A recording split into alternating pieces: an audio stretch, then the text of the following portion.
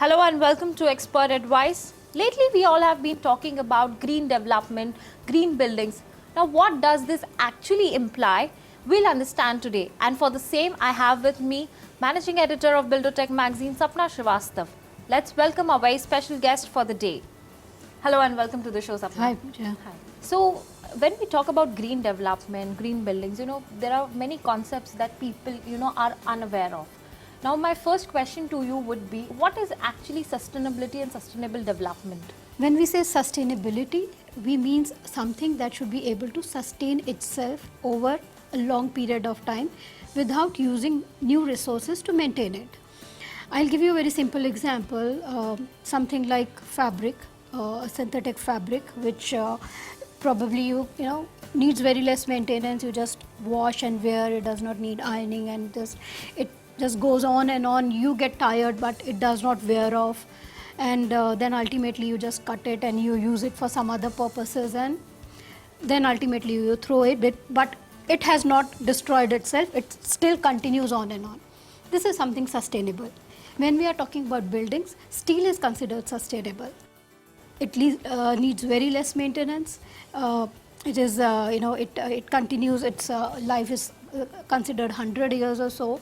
It will just go on, and you can break it, you can reuse it in a certain other form. It will not affect its properties or its advantages or its characteristics. So it goes on and on. It's a very sustainable material. Similarly, sustainable development, when we are saying anything that we develop, any buildings that we make, they should be able to sustain themselves without using new resources to maintain them, which could be in terms of energy, which could be in terms of water, which could be in terms of materials.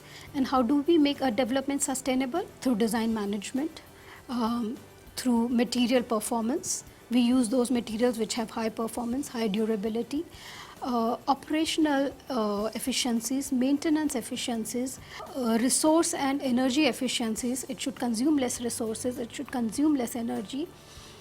It should be very, technical and engineering processes should be such that a building should be able to maintain itself over a long period of time.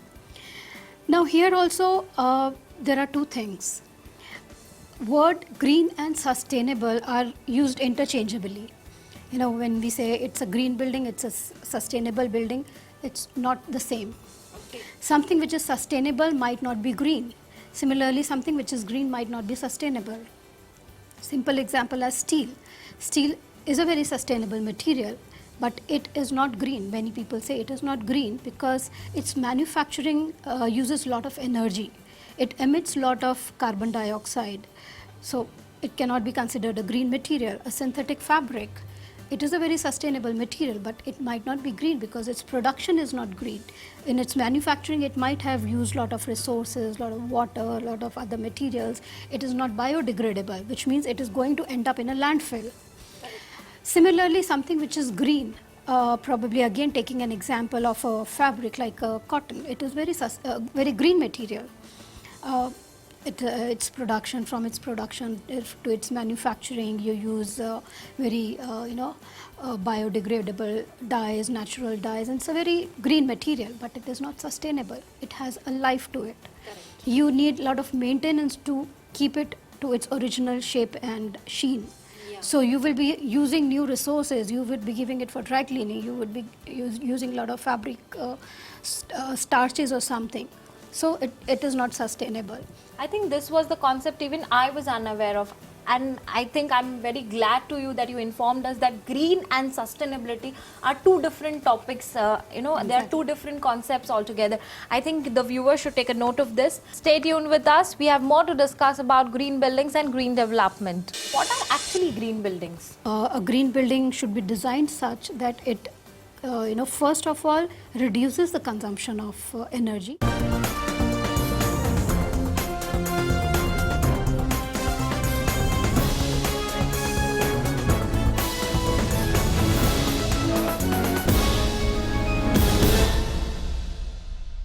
Welcome back. We are in conversation with Sapna Srivastava, who's discussing about green buildings.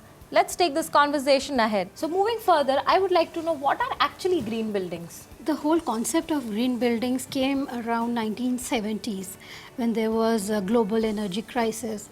So green buildings at that time meant mostly energy efficient buildings. How do we reduce the consumption of energy? From there on, now the green buildings, there are four aspects, main aspects of a green building. One is energy, second is water. Water is becoming a very precious natural resource. Coming to energy first, a green building should be designed such that it, first of all, reduces the consumption of energy. Something like having energy efficient air conditioning systems, lighting systems, intelligent lighting systems, so that it decreases the whole consumption of electricity. On the other hand, utilizing a lot of natural light, daylight, natural ventilation, so that you are not dependent on electricity. And also on the other hand, employing renewable energy sources like solar energy, wind energy, biomass sources to produce energy and not depend on fossil fuel energy. For water consumptions, to reduce water consumptions, you can have low flush toilets, you can have waterless urinals, you could have sensor taps so that they do not waste water. You can harvest rainwater. One can use grey water from our bathrooms and kitchens for irrigation so that you are not wasting any water. These are certain water efficient measures. In terms of material, there is something called LCA, life cycle analysis. Whenever we are choosing a material, always consider its life cycle analysis. Because for example, I might say bamboo is a very green material and I would like to use bamboo in my house. But bamboo is not available in Mumbai, which means it has to be transported from somewhere. Correct. So what happens is that it will have embodied energy. That embodied energy, the cost of transportation, the carbon footprint of the transportation has not made it green. Correct. So it's no more a green material. So these kind of analysis is done and then seen whether this material is green or not. That is why it is always better to use locally available material, which would have much lesser carbon footprint. It is always better to use modular sizes in your design. If I'm using a slab of stone, I'm cutting it to as per size, as per fancy sizes, which means there's a lot of wastage happening. If I have modular sizes 2x2, 4x4, etc., I will order my stone in those sizes, which means much lesser wastage when I'm employing it. Okay. So this is material efficiency. Health.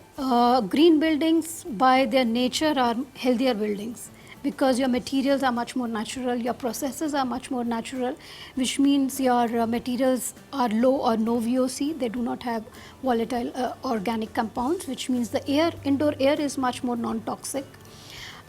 Your air conditioning systems, ventilations per cycle would be much better.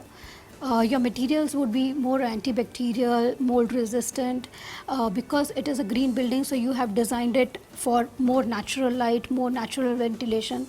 So by virtue of their design, they are much healthier. So these are some of the basic aspects of any green building. Another important aspect is that any building is not constructed in isolation, right? Correct.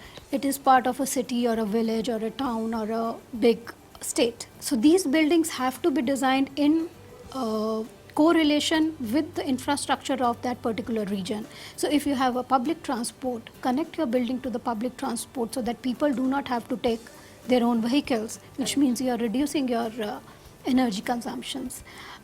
They should be using local flora and fauna in their landscaping so that it encourages, it restores, or it kind of maintains the local plantations. They should be designed in conjunction with the social context so that the impact on the nature is minimal.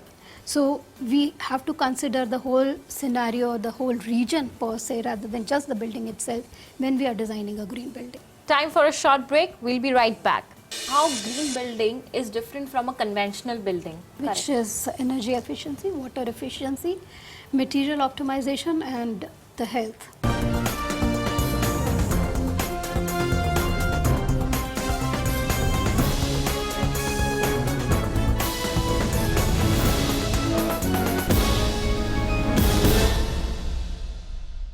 Welcome back to Expert Advice. I have with me Sapna Srivastava, architecture and interior design expert, and today we are discussing something very green, and that is green buildings. Now let us take this conversation further with her. Moving further, I would like to know how green building is different from a conventional building. We just talked about 4 features of a green building, which is energy efficiency, water efficiency, material optimization, and the health.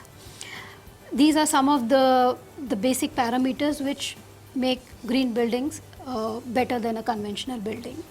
Another important aspect is that while designing of a green building, environmental consultants come in. They are engaged right from the design stage to the construction phase to the post occupancy, and I would say even in the maintenance stages. So the green building, once it is constructed, once it is designed, even the maintenance has to be green.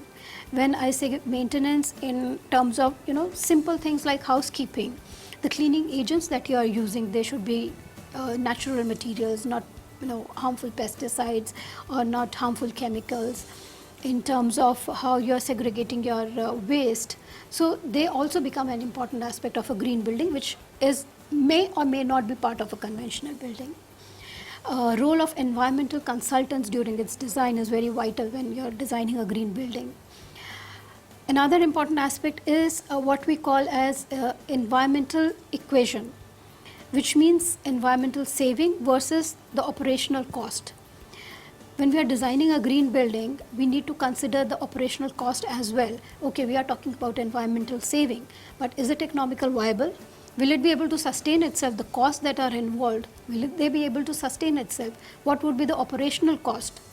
So there has to be a balance between these two, the environmental saving and the operational cost, which becomes a very big factor in a green building. Okay, moving further, I would like to know, why do we need green buildings?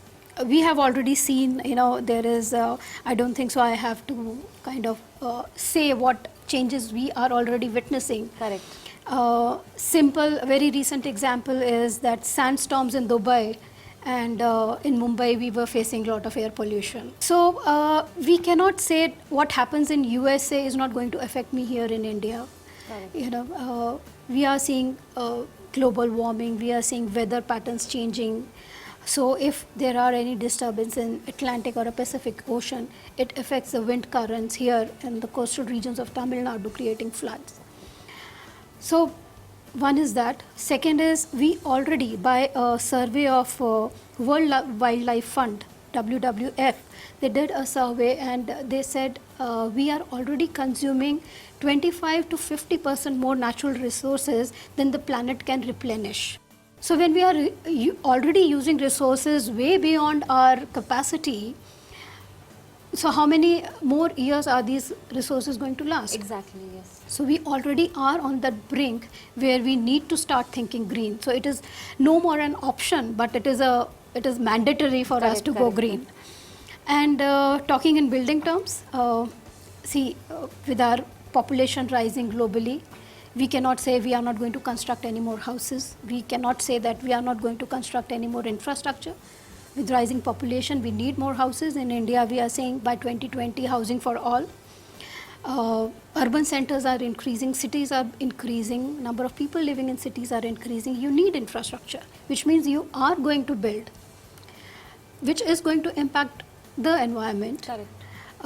Building industry, the construction process itself, it consumes 40% energy.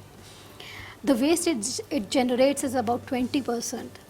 So the kind of impact that we see of building construction processes, it is mandatory that if we cannot reduce our building construction activities, we at least make them green. We at least make them minimally impact the environment. Correct, exactly. And that is the whole idea of going green. That is the whole idea being promoted by various governments across the globe. A lot of initiatives are being taken for that. And I think it's not about need now, I think it has to be done. Exactly, yes, we do need to go green, and I think all the viewers listening there, even they take the righteous steps that is, that is required to go green. We should all be a part of the green revolution that we are witnessing. And now talking further about green buildings. Yeah, Pooja, I would like to say, we talk about green and we want to save environment and things like that. But you see, in a lot of private offices or government offices, I was talking to one of the government official, and she said we are promoting green buildings and all as a policy. But if you see in a government office, you just walk out with your ACs on and your lights on.